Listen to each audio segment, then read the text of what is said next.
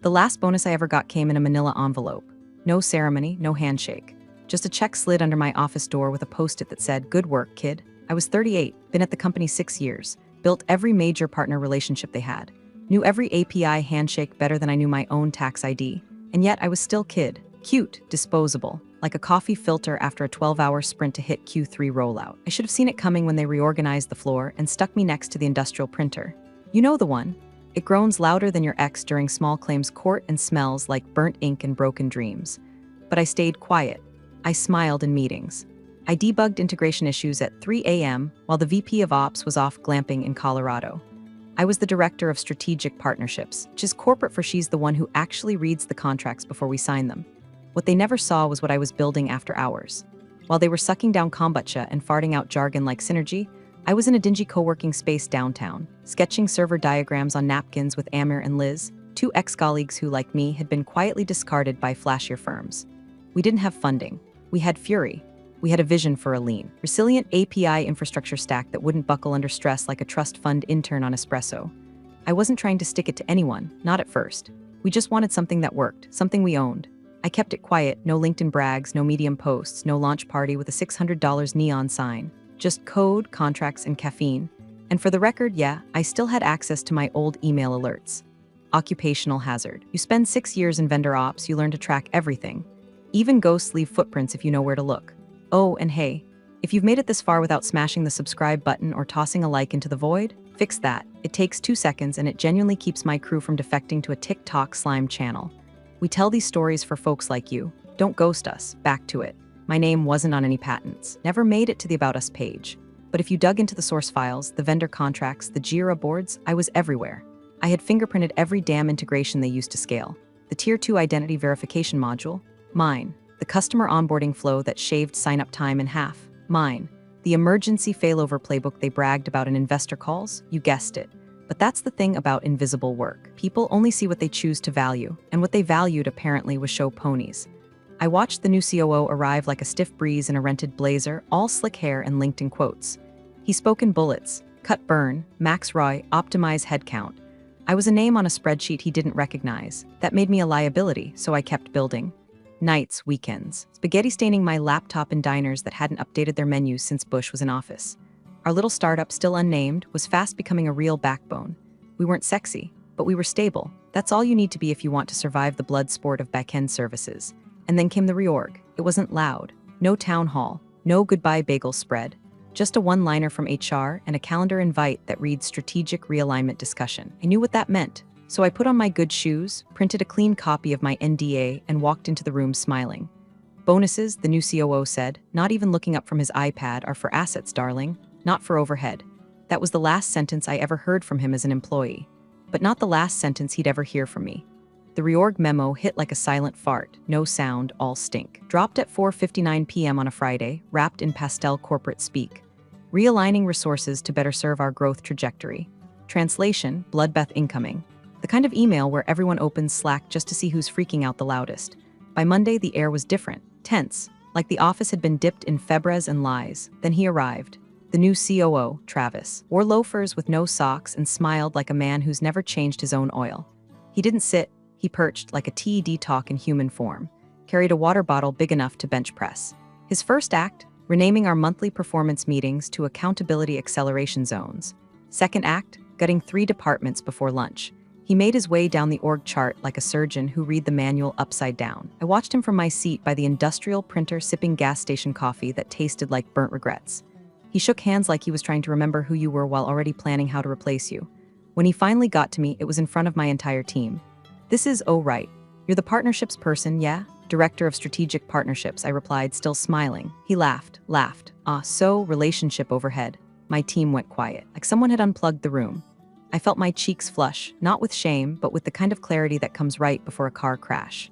I nodded, didn't flinch. Just filed it away, right next to bonuses are for assets, darling.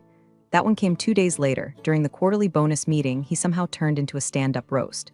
He cut 3 high performers, dropped their responsibilities on a junior staff, and announced we'd be streamlining overhead. And he pointed his stylus at me like it was a bayonet. Let's be honest, he said, with a smirk and no soul behind his eyes. We need engineers, not lunch dates and loyalty programs. Funny thing is, I had engineering credentials. I just never led with them. I let the value of my deals speak for themselves, but Travis didn't read documents, he read vibes, and mine, apparently, weren't synergistic enough.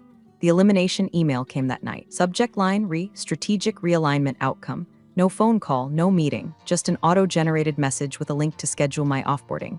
Benefits cut off in 14 days. Equipment pickup to be arranged. A generic thank you for your contributions dropped in at the end like sprinkles on a turd. I didn't cry, didn't scream, didn't even text my work friends. I packed my things in silence, unplugged my keyboard like it was a life support machine, slipped my office keycard into an envelope and left it in the top drawer. I took one last look at my glassed-in cubicle and thought, may your next API rollout crash and burn, you spreadsheet-loving buffoons. On the Uber ride home, I didn't stew. I didn't vent. I opened Slack and typed 6 words to Amir and Liz, our private founder thread still buried beneath workday noise. It's time. Let's light it up. No reply, just 2 flame emojis. By the time I got home, Liz had already bought the domain name. Amir had spun up our infrastructure for stress testing. My old badge still worked on their API dashboard, so I downloaded a month's worth of error logs for sport. Not to sabotage, just to know how fast the cracks would spread once they tried to optimize the platform without the person who designed its damn arteries. Travis had taken me out of the building, but he didn't even know what I'd built under it. Monday morning, I didn't sleep in. I didn't rage post. I didn't drive to a lake and hurl my company laptop into the water like some budget drama queen.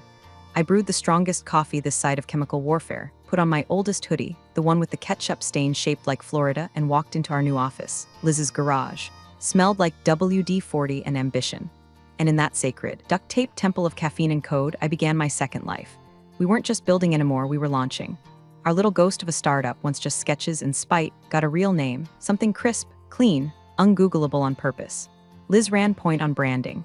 Amir rewrote our SDK to make it so slick it practically apologized for existing. I dove into business dev like it was a blood sport, chasing contracts while the taste of Travis's overhead slur still burned on the back of my tongue. Within 6 weeks, we signed 2 contracts. Not whales, but big enough to matter. Big enough to put us on the map if we wanted to be on the map. But I didn't, not yet. We moved in shadows, no Crunchbase profile, no tech crunch puff piece. We didn't tweet, we didn't even breathe unless it served the code.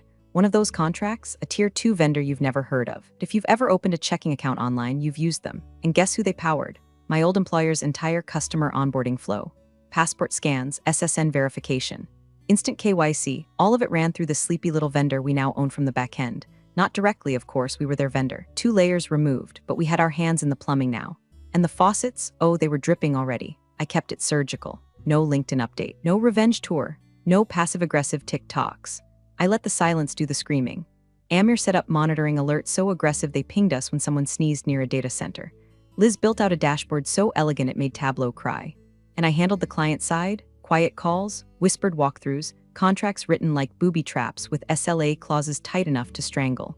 We knew our old company was still running on our former architecture. Travis had cut their ops team by 40% and handed infrastructure to a consulting firm that treated APIs like IKEA furniture, jam it together, ignore the leftover screws. So when the errors started trickling in, latency spikes, timeout flutters, ghost bugs that only showed up under load, I knew exactly what was coming. And then it did. A ding. My phone lit up. A ghost from the past. I'd set a rule in Gmail years ago to forward anything tagged as high priority ops from my old inbox. Just in case. Most of the time it was noise, calendar invites, status updates, corporate fluff.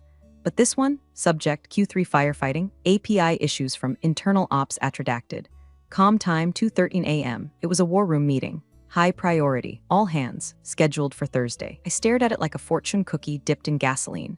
My old company didn't know they were bleeding yet, but they were already calling in the medics. The body of the invite said, root cause unknown, possible vendor failure, impacting user onboarding rates, escalating to CTO. They had no clue we were the vendor behind the vendor. No clue the code they were cursing was now ours. No clue the SDK they'd bastardized beyond recognition was hanging by a thread, and that I held the scissors. I took a sip of coffee and smiled. Let them burn, Amir said, reading over my shoulder. No, I replied, let them beg. The first outage hit on a Tuesday, right before their big frictionless identity rollout. You know, the one they promised would reduce onboarding time to under 10 seconds. They'd plastered it all over their Q3 investor deck, complete with slick animations and fake screenshots.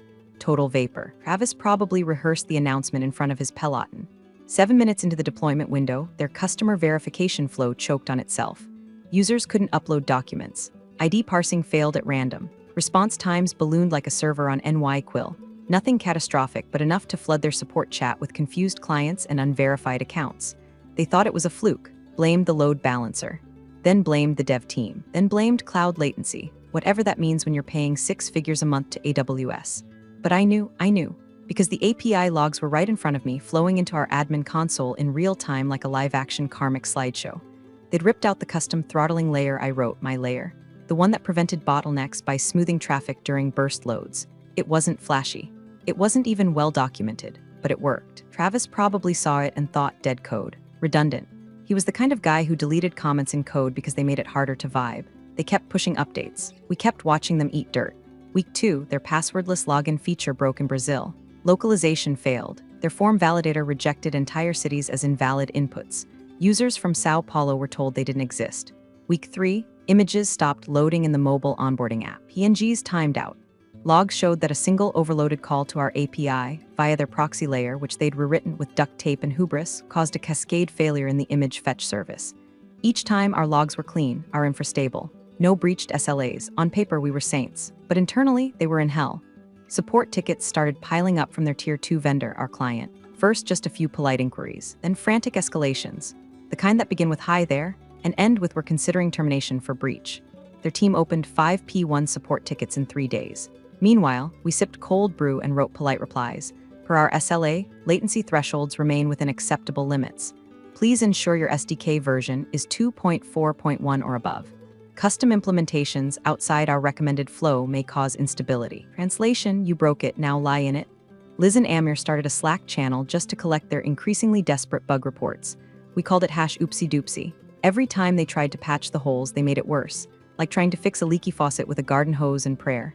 Internally, I felt complicated. Part smug satisfaction, part acid reflux. These were people I'd worked beside for years. Not all of them were Travis clones. Some were decent folks. But none of them stopped the blade when it came for my neck. None of them asked, are we sure we want to cut the person who built half our backend with duct tape and midnight panic? So I stopped caring. I watched as their Slack screenshots leaked to Reddit, as users complained on X, nay Twitter, about onboarding delays and vanished documents.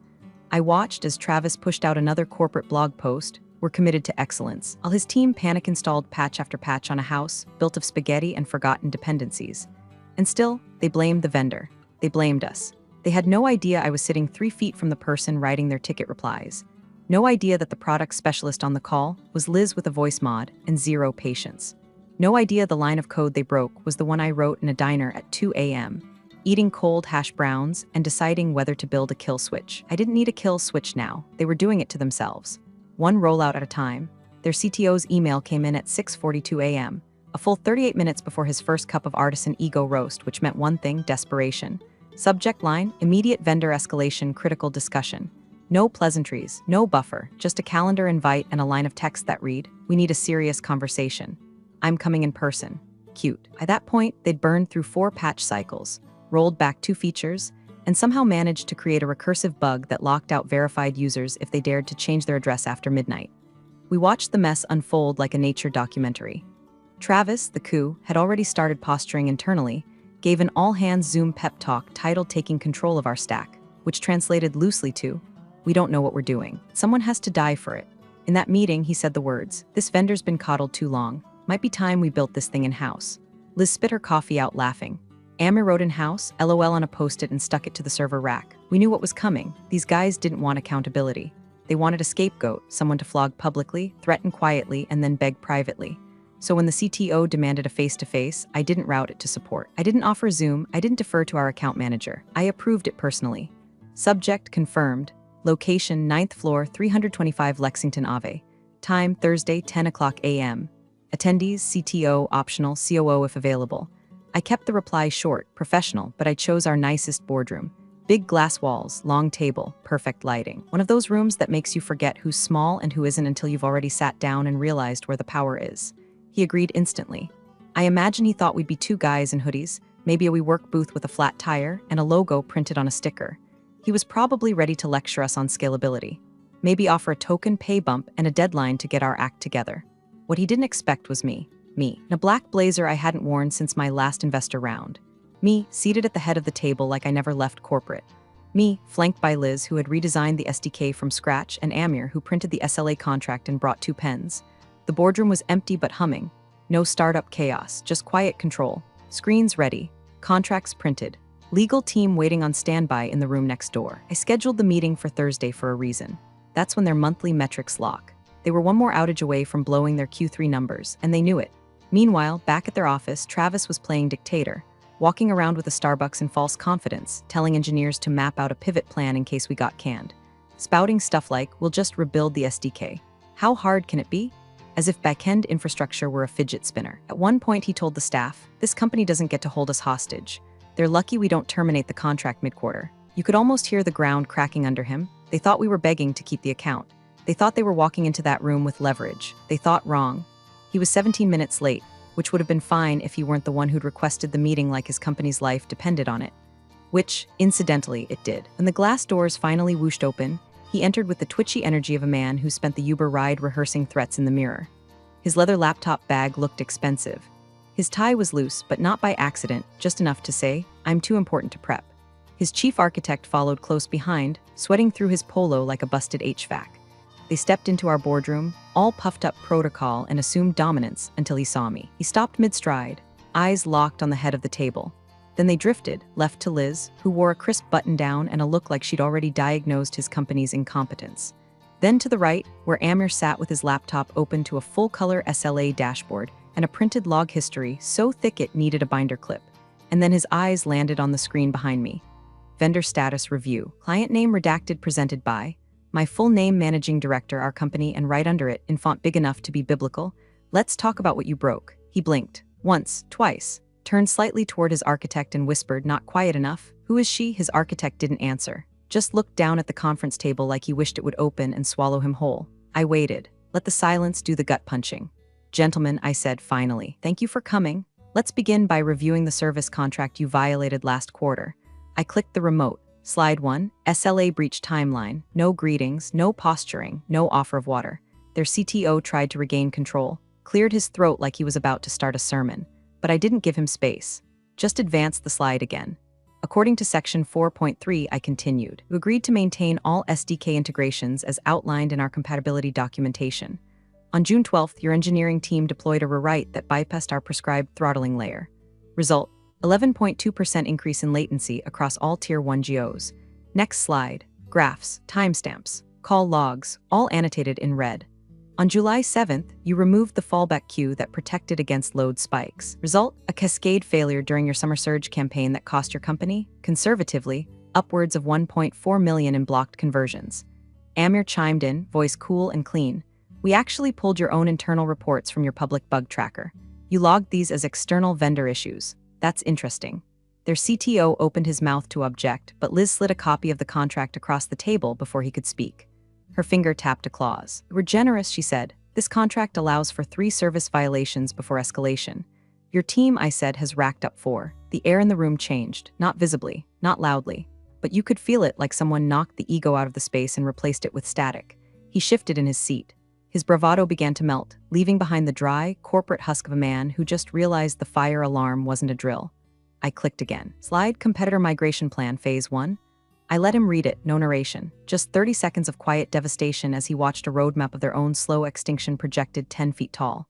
Finally, I spoke, soft, sharp. You broke what I built, then you blamed us for the wreckage. Now you're here thinking this is a negotiation. It's not. He didn't argue, couldn't. The evidence was too clean, too damning. He just sat there, jaw tight, trying to make eye contact with someone, anyone, who could save him. But there was no one left in the room who owed him anything. I watched him crumble in stages, first in the twitch of his eye when I recapped Violation 1, then in the death grip he had on his stylus by Violation 4. His posture shrank with every bullet point. The man who walked in looking like he owned the room now looked like he was renting fear by the minute. I didn't raise my voice, didn't lean forward, no drama, just facts delivered like surgical incisions. Your dev team, I said, clicking the slide, intentionally bypassed our SDK in June. That's the root of 72% of your current latency issues. Click. In July, you stripped our session validation layer to reduce overhead. That introduced a state mismatch bug that affected every 5th user flow. Click. August. Your proxy layer cached user credentials beyond the TTL window. That's the authentication failure surge your analysts called a third-party degradation event. And in September, you rolled out an unauthorized batch processing routine that hit our servers with malformed requests, spiking our failover alarms and damaging our response rates across 2 zones. I let the weight of it land before continuing. Our SLA, signed by your own legal team, allows for 3 documented violations before we're permitted to suspend services or renegotiate terms. I reached for the final document and laid it in front of him, open to the clause, "You're now at 4." The CTO finally spoke, quietly, like a man bargaining with gravity. We didn't know the SDK requirements were that strict. Amir gave him a look I'd pay to have framed. "You didn't read them," he replied, "and then you customized it like it was a WordPress plugin." Liz added, "Your team treated mission-critical architecture like it was a brunch menu. Now you're choking on the eggs." The CTO's mouth opened, but nothing came out. His architect shifted in his seat, pale and sweating through his lanyard, probably wondering if he should start updating his resume or his will. Then Amir delivered the final twist of the knife. "You've already started migrating your competitors onto the stable branch." Silence. The CTO turned to him slowly, like someone checking if the gunshot was real. "What?" Amir didn't blink. 2 of them. One went live last week. The other signs Monday. Clean SDK implementation. Proper compliance. 0 violations so far. The blood drained from his face. Panic wasn't just cracking through, it was pouring. You could see it in the way his hand hovered above the contract on the table, like touching it might burn him. In the way he suddenly couldn't decide where to look at me at the screen at the door. "Why wasn't I told?" he muttered. "I thought we were exclusive." I cut him off dead calm. "Exclusivity was voided the moment you violated the service terms. You don't get loyalty after sabotage." His shoulders slumped.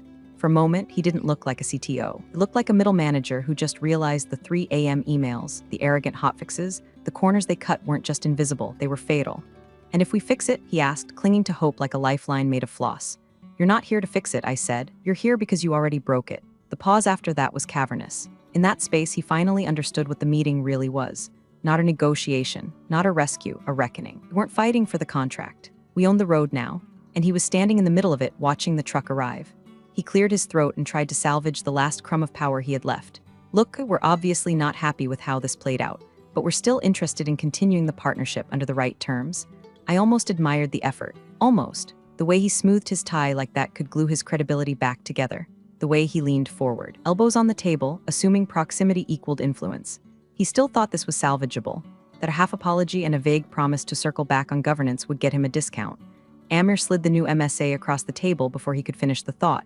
Twice the cost, prepaid annually, no discounts, no exceptions, full adherence to SDK architecture, violation penalties indexed quarterly, mandatory compliance audit every 6 months. He stared at the paper like it was radioactive. "This is steep," he muttered, blinking hard. "You realize we've already paid for the quarter." Liz didn't even look up from her laptop.